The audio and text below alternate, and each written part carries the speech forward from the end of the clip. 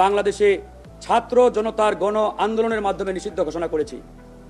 কিন্তু এই অন্তর্বর্তীকালীন সরকার ক্ষমতার চেয়ারে বসে 9 মাস পার করলেও আওয়ামী লীগের বিষয়ে চূড়ান্ত সিদ্ধান্ত নিতে পারে নাই, নাকি তারা ইচ্ছা করেই নেয় নাই, এটি কিন্তু জনমনে একটি বড় ধরনের সংশয় এবং সন্দেহের তৈরি করেছিল। সেই জায়গা থেকে আমরা আবারও এই সরকারকে আলটিমেটাম দিয়ে রাজপথে নামি এবং রাজপথ অবরোধ করি। টানা 2 দিনের গণ আন্দোলনের ফলে সরকার অবশেষে আওয়ামী লীগের কার্যক্রম বিচার শেষ হওয়ার আগ পর্যন্ত নিষেধাজ্ঞা জারি করে। যদিও এদেশের গণমানুষের দাবি ছিল আওয়ামী লীগকে নির্বাহী আদেশে নিষিদ্ধ করা, কিন্তু সরকার আওয়ামী লীগের কার্যক্রমের উপরে একটি অস্থায়ী নিষেধাজ্ঞা দিয়েছে। তারপরেও আমরা প্রাথমিকভাবে এটিকে বিজয় হিসাবে উল্লেখ করে আমরা সরকারকে ধন্যবাদ জানিয়েছি।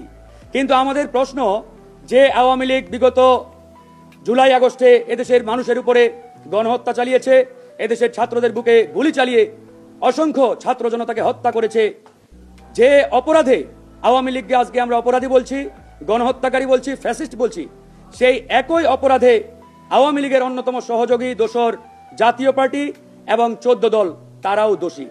আওয়ামী লীগের কার্যক্রম নিষিদ্ধ হলে এই অন্তর্বর্তীকালীন সরকার জাতীয় পার্টি এবং 14 দলের কার্যক্রম কেন নিষিদ্ধ ঘোষণা করলেন না? আজকে আমরা এই সরকারের কাছে প্রশ্ন রাখি, আপনারা যদি আরো 6 মাস আগে আওয়ামী লীগকে নিষিদ্ধ করতেন, এর ফলাফল কি হতো? বিএনপি বাধা দিতেন কিংবা বিএনপি ওই সিদ্ধান্ত মানতেন না? বিষয়টি তো এমন নয়।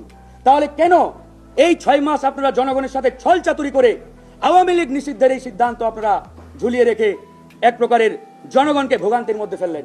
এই যে টানা 2 দিন আন্দোলন করলাম, আমাদের তো শঙ্কা হচ্ছে এবং জনমনেও এটা নিয়ে প্রশ্ন যে সরকারি প্রেসক্রিপশনে তাদের সেই সরকারি দলকে তারা যমুনার সামনে নামিয়ে দিয়েছিল কিনা, এই প্রশ্নের উত্তর এই সরকারকে